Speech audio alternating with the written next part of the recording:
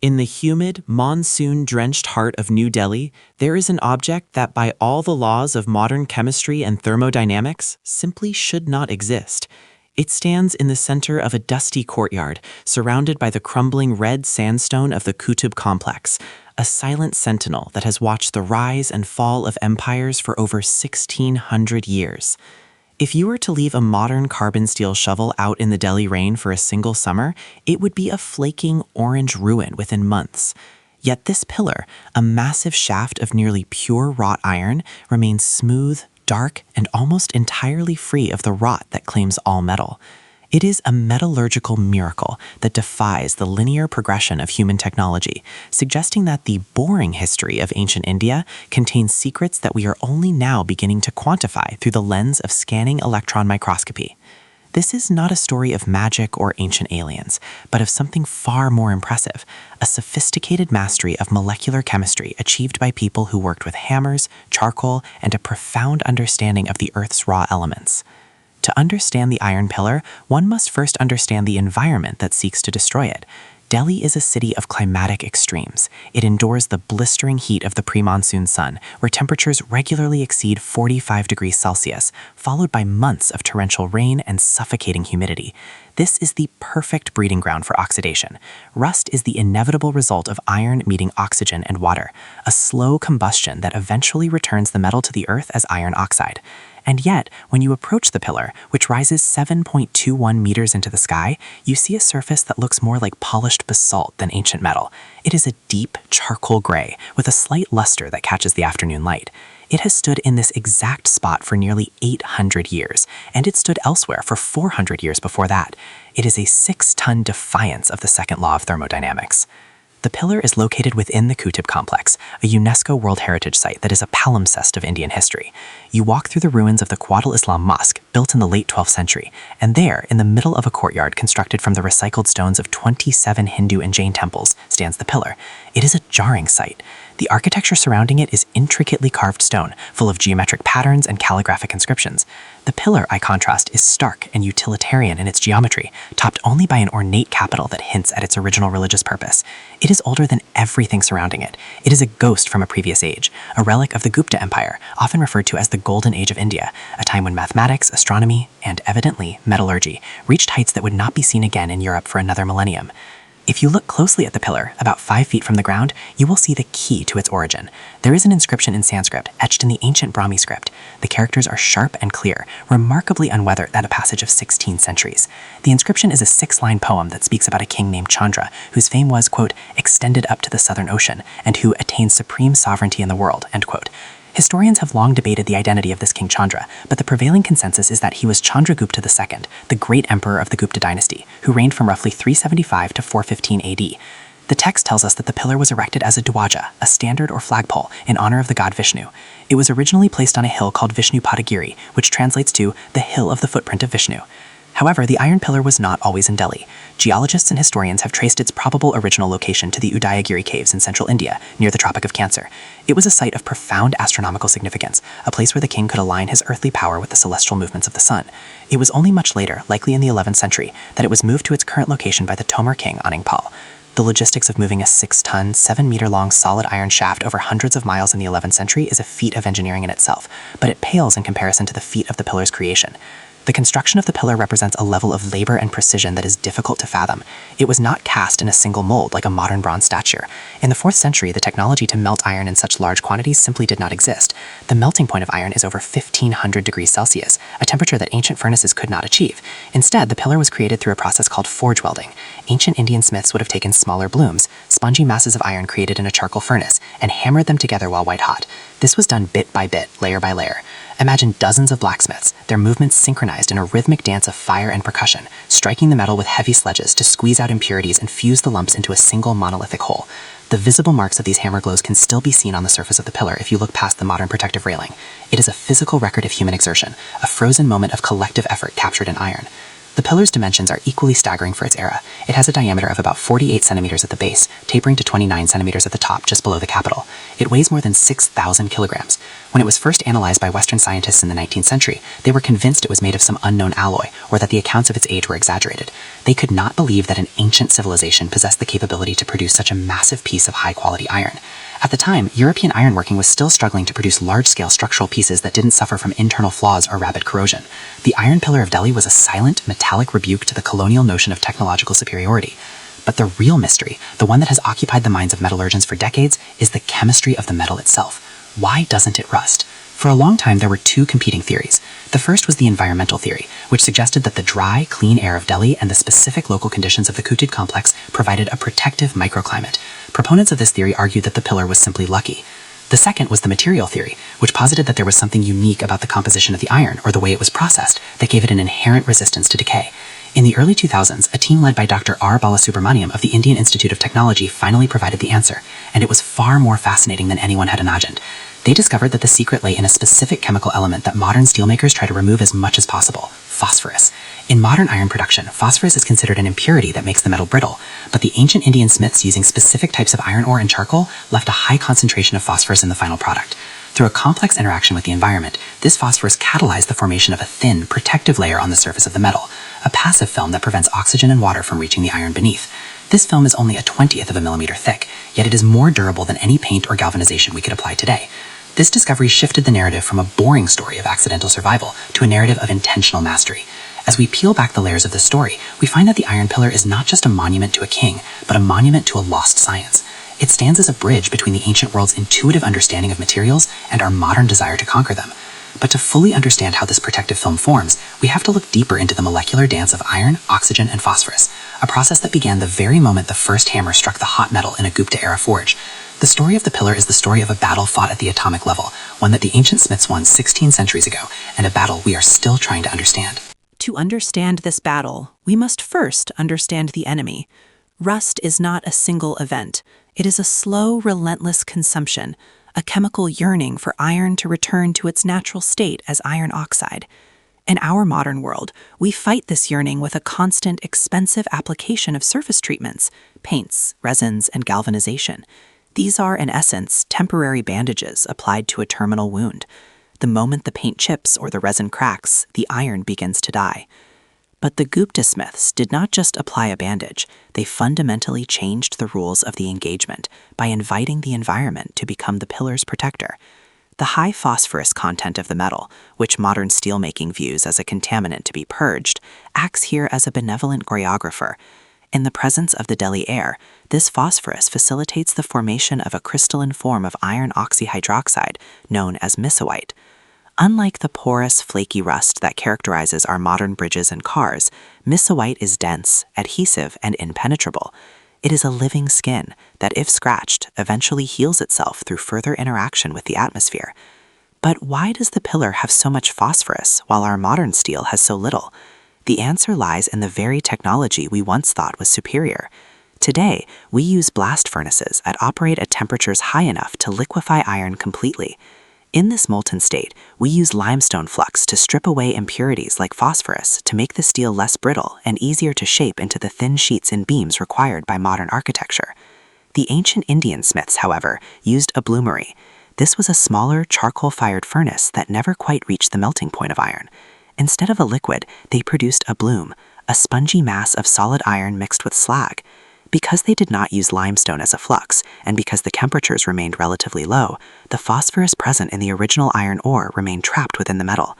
What we once viewed as a primitive limitation of their technology was in reality the secret ingredient of their immortality. Imagine the scene at the forge 16 centuries ago. This was not the clinical, automated environment of a modern factory.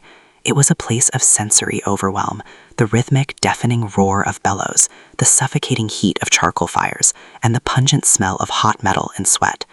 To create a pillar of this magnitude, weighing 6.5 tons, the smiths could not simply cast it in a mold. Instead, they employed a technique known as forge welding. They took smaller lumps of hot iron, each weighing perhaps 80 to 120 pounds, and hammered them together one by one. This was a process of additive construction, similar to how a potter builds a vessel from coils of clay, but on a scale that defies logic for the period. Each strike of the hammer had to be precise. Each joint had to be seamless. If the temperature dropped too low, the pieces would not bond. If it rose too high, the metal would burn.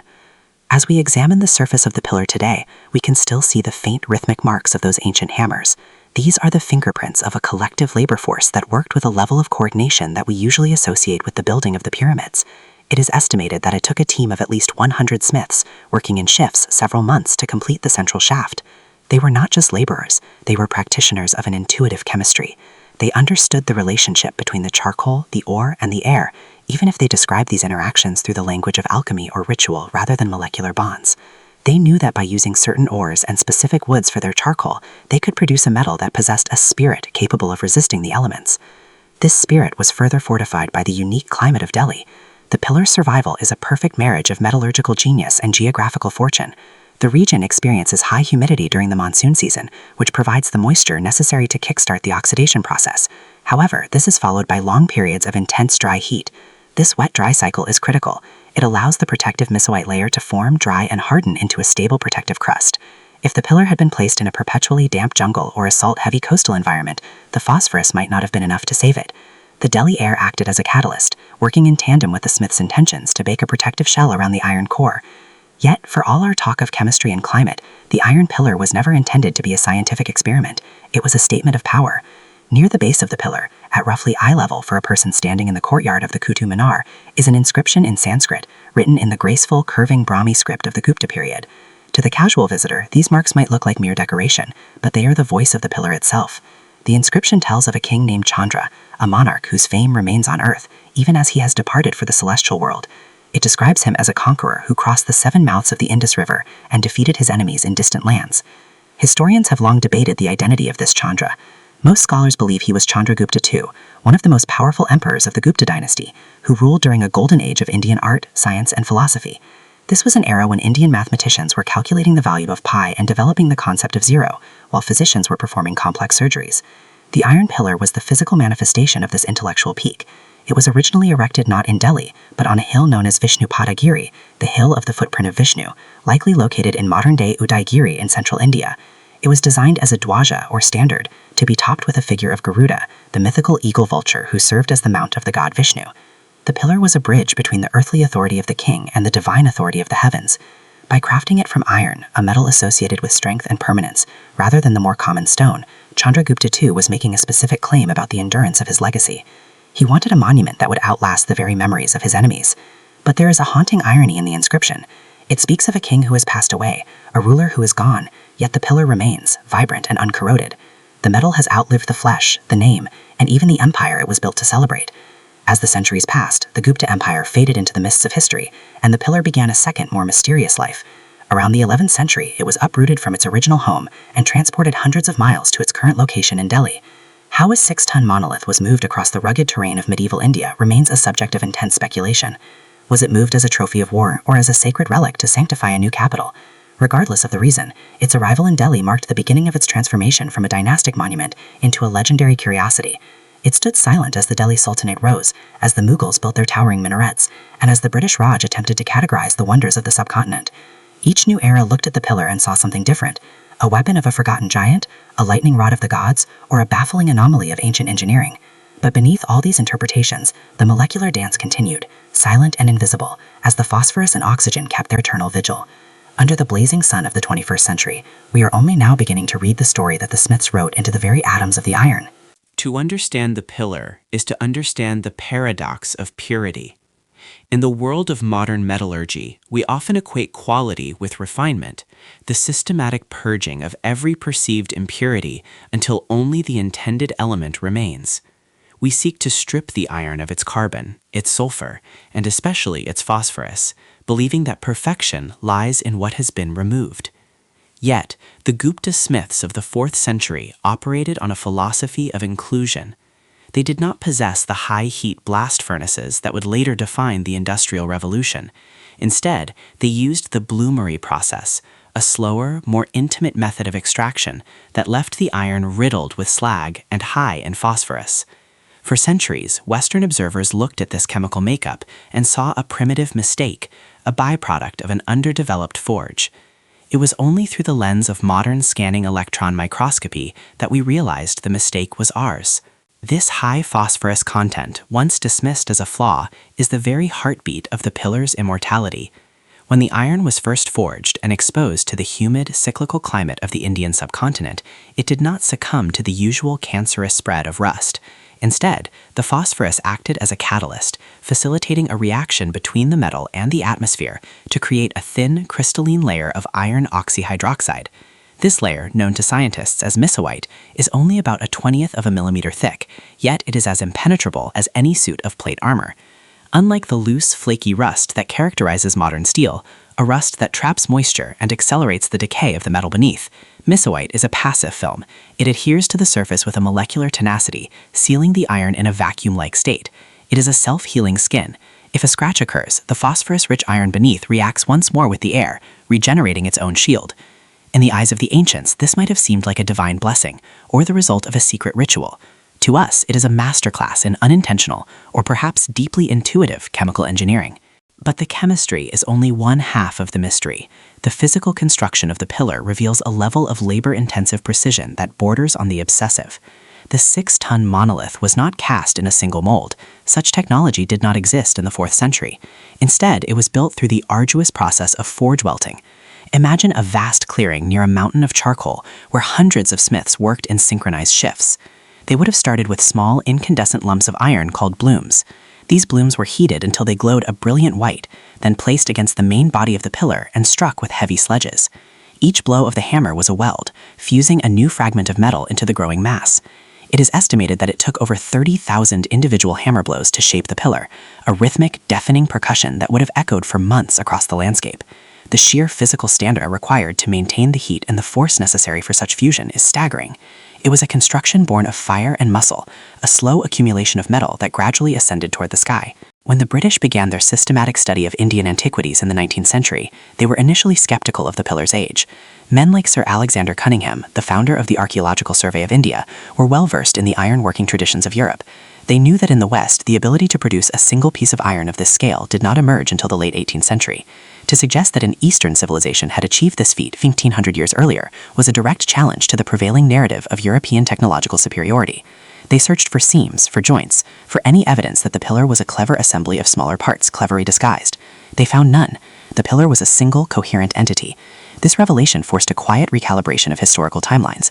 It suggested that while Europe was navigating the complexities of the early Middle Ages, the Indian subcontinent had already reached a metallurgical zenith that would remain unsurpassed for a millennium. As the pillar stood in the courtyard of the Qutb al-Islam Mosque, it became the center of a peculiar human tradition. For generations, visitors believed that the pillar possessed the power to grant wishes, provided one could perform a specific physical feat. The secret would have to stand with their back against the cold iron, reach their arms around the circumference of the pillar behind them, and successfully touch their fingers together. It was a test of reach, flexibility, and supposedly the purity of one's heart. Thousands of pilgrims, travelers, and curious locals attempted the back hug, their hands searching for the familiar grip of their own fingers. Ironically, this search for good fortune became the greatest threat the pillar had faced in 16 centuries. While the monsoons of Delhi could not penetrate the misawite layer, the constant friction of human skin and the corrosive oils of the palm began to wear the protective film away. At the height of the pillar, where human arms most frequently made contact, the iron began to show signs of polished wear, a vulnerability that even the Gupta smiths had not anticipated. In 1997, the government of India finally intervened, erecting a low iron fence around the base to prevent the public from touching the monument. It was a necessary, if bittersweet, measure. The iron had survived the rise and fall of empires, the transition from bows to black powder, and the searing heat of the Delhi sun. Yet it was ultimately the soft touch of the human hand that required the intervention of a modern barrier.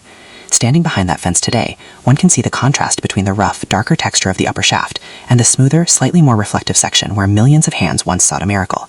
It serves as a reminder that the pillar is not just a scientific anomaly, but a living participant in the human story. It has been a silent witness to the changing prayers of the people who have stood in its shadow, from the Sanskrit invocations of the Gupta kings to the silent wishes of modern-day tourists. The location of the pillar within the Qutb complex adds another layer of narrative weight. It stands surrounded by the red sandstone ruins of the mosque, which was built using the materials of 27 dismantled Hindu and Jain temples. The pillar, however, was left intact. Some historians suggest it was preserved as a trophy, a symbol of the victory of the new faith over the old. Others believe its sheer weight and mysterious nature made it too difficult or perhaps too auspicious to destroy.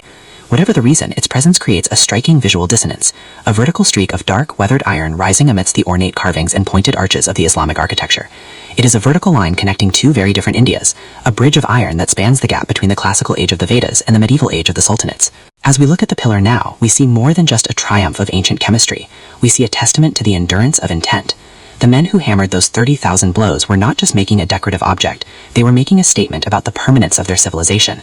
They chose a material that they knew, perhaps through a mixture of observation and tradition, would outlast their own lives and the lives of their children. They were building for an audience they would never meet, in a future they could only dimly imagine. As the shadows of the Qutb Minar stretch across the courtyard in the late afternoon, the pillar seems to absorb the light rather than reflect it, a dense anchor in a world of shifting political and religious tides. But the most profound secret of the iron is not found in its history or its size, but in the way it continues to respond to the environment of the modern world, a response that began long before the first stone of the mosque was ever laid. The story of the iron is far from over. It is merely waiting for the next chapter of human curiosity to unfold, as we continue to probe the very last secret of the iron. This secret is not found in the realm of mysticism or the echoes of local legend, but in the microscopic architecture of the metal itself and the peculiar chemistry of the forge. For decades, modern scientists were baffled by the pillar's resistance to the elements.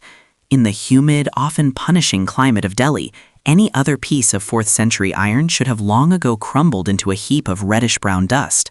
Yet, this pillar stood, its surface merely darkening into a leaden protective patina.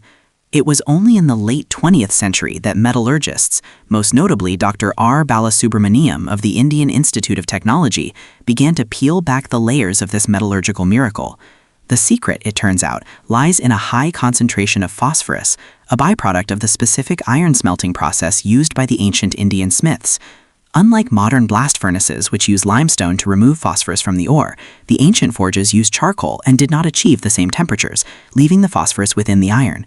In the unique atmosphere of Delhi, this phosphorus acted as a catalyst, facilitating the formation of a thin, protective film of misawite, a complex compound of iron, oxygen, and hydrogen. This film, barely a 1/20 of a millimeter thick,